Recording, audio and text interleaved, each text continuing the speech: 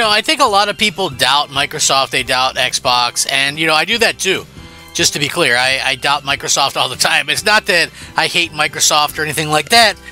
It's just, to be honest with you, they do things that baffle my mind, in terms of, hey, why did they do that? They were actually doing something that was really cool or really good, and now it's like, they totally don't care about that because they just did something completely stupid and asinine. And that is the life of Xbox, and that's the life of an Xbox fan, unfortunately. But this, at least, I think is fairly good news, at least for where I'm standing. Although, of course, anything that we look at as good news could easily be turned into bad news, depending on what's going on. But I digress. We should get into it. I'm Crap Gamer. This is Crap Gamer Reviews with another video. Thank you oh so much for checking it out. I appreciate it. Please like, share, subscribe. I would appreciate that as well. It helps out my channel, and it means a lot to me personally if you guys could do that. I do daily gaming content every single day. There's something to look forward to. I try to be fun yet informative as well. So you know what? It's looking good. It's looking good. With that being said, thank you guys. A simple like is all I ask for. And you know what? The thing that I am just honestly kind of excited about is just where the channel can grow. There's been some slight growth in what's going on, and that makes me very excited in general. So anyway, a lot of us kind of question Game Pass. Listen, it's a decent service. I think that, depending on how much, I don't think for me Game Pass would be worth it if it gets much higher of a price, but you guys might think completely differently. You know what I mean? It's like, for me, if I'm spending $250 on something a year, I want to have something physically there to showcase that I spent the money. But according to this, Game Pass didn't hurt overall Black Ops 6 sales, so that's pretty interesting. But on the other hand, there's also some other interesting stuff about this that we could talk about. So Call of Duty Black Ops 6 was the first series entry to launch day one on Game Pass, and naturally that led to questions about whether such a move would affect sales. So while the title's Game Pass inclusion seems to have dented Xbox sales significantly, on the PC and PS5 have more than pulled their weight to make up for it. So again, this really kind of proves that Game Pass can cannibalize sales of games and stuff like that, which listen, we kind of all already figured that. I mean, if we're trying to be honest about it, early on that might not have been the case when there wasn't a whole lot of subscribers and things like that. But how we kind of are now and how we kind of live, it's easy to tell that. Just look at like stuff like Starfield, for instance. That game probably would have sold 10 million copies within the first year if it hadn't been on Game Pass. So it's easy to say that it cannibalizes sales. Also, you can look at stuff like Gears of War, which the last Gears of War didn't do particularly well in the sales department, and that game used to sell millions and millions of copies. So it's really unfortunate when that happens, and we kind of get left with where we're at. But for me anyway, seeing that things kind of are looking up in terms of it didn't really hurt the sales, because believe it or not, you guys might not realize this, but it is super critical to have a game like Call of Duty that's out like yearly, that really kind of pushes the industry, right? You need that big industry win every single year. And I know people look at it and they go, oh no, they don't need. Trust me, it is 100% needed, and it is something that obviously, in my opinion, everybody should be thankful for. Even if you don't like Call of Duty, the fact that there's something in the industry that can absolutely be there to kind of that the industry can kind of count on to really have like all of these big sales and this big spike and things like that. I think that is super important, and I realize not everybody understands that, but trust me when I say that that is 100% the truth. So in a breakdown in the latest NPD stats by Matt Piscatella, Black Ops 6 on Xbox Game Pass did not appear to result in a massive cannibalization in sales in the US, where the data was pulled from. He did go on to say that overall sales share shifted to PlayStation, meaning an even higher percentage of sales happened on PS4 and PS5, which is very interesting if you think of it. So more sales on PS4 and PS5. Does that mean that people that maybe owned an Xbox, bought a PlayStation to buy Call of Duty for.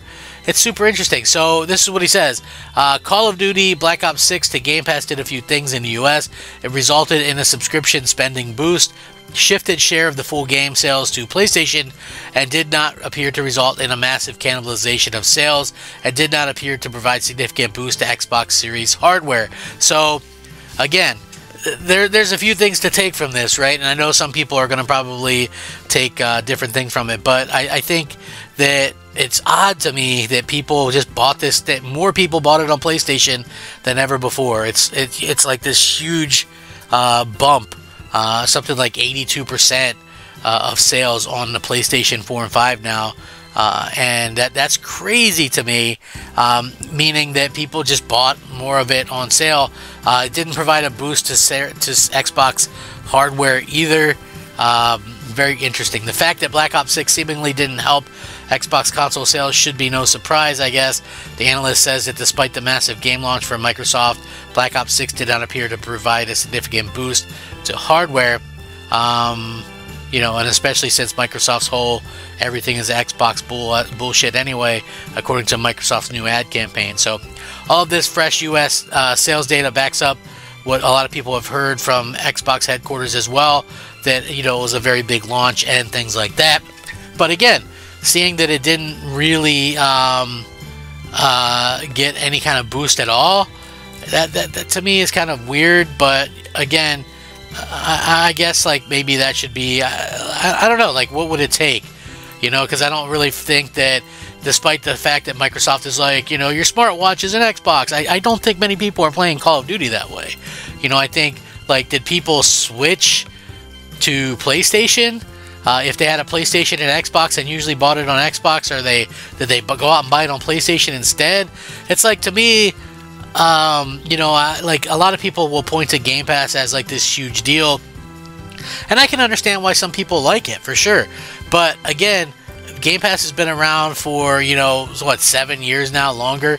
If it was this huge game-changing deal, I think that probably we would have seen, you know, some uptick in it by now, instead of, you know, where it's at, where it seemed relatively flat every quarter or whatever. So, you know, again, it's interesting to see that, the way that it's kind of happening anyway. So obviously it was a big deal when Microsoft announced that it was going to buy Activision.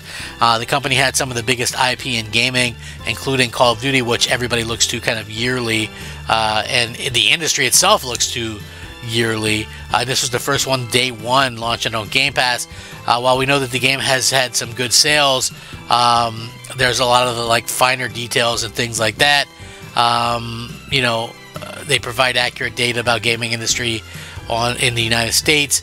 He made a multi-tier post about what's been going on since the game's launch on Xbox and PlayStation, saying that Game Pass did all of these different things. He went on to note that things like regarding the success or failure of the Gambit is still open, as it's not something that can be answered within the first month of release. However, this points to a recurring issue problem with the Xbox Game Pass as a whole. As a service, it's a boon to gamers, as they can get games at a much lower cost and have access to numerous titles after they're done with one, making the service cost effective for gamers. On the flip side, Microsoft often pays out the nose to get games as day one exclusives for the Game Pass, which means if they don't get steady increases in subscription numbers, the company loses money. Sure enough, that's what's been a serious problem for them, especially thanks to the stagnant Series X and S hardware sales. The fact that people are buying the game in full more on PlayStation 5 shows where loyalties lie in many respects. So what happens next on both sides will be very, very curious to watch. So, you know, again, you know, we all have like this stuff to kind of look at, you know, say, hey, how's this stuff going to change in the future? Overall, it's like, okay, so they got some more people that subscribe, but apparently the people that subscribed either were already on an Xbox or, you know, maybe on PC or something along those lines. So yeah, it's a bit of a strange kind of situation, but one maybe not entirely unexpected. So, you know, I'm very curious to hear what you guys think. How do you all feel about, you know, what's going on with you know, Microsoft and Sony and all this other stuff with Game Pass? And, you know, are you guys more in the kind of idea that, you know, Game Pass is good, or is it bad, or are you indifferent? it's always fun to hear different opinions and things like that. I think it's a nice addition, but it's not something that I lean heavily on to get my games. So anyway, thank you guys so much for watching. Rack 'em up, fact 'em up, crap gamer 'em up. I'll catch you next time. Crap gamer out.